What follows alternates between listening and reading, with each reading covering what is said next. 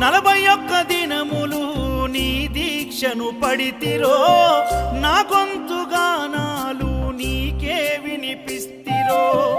అన్ని వదిలి నేను నీ పూజకు చేస్తిరో, నన్ను నేను మరచి నీ సేవలో ఉంటిరో. భక్తితోని భజన చేస్తూ బయలుదేరితి, శక్తినిచ్చి నన్ను నడిపించు శబరికి. నేను అలసిపోతిని నిన్ను చూడలేనని, నీ భక్తుడైనా నే బాటసారిని.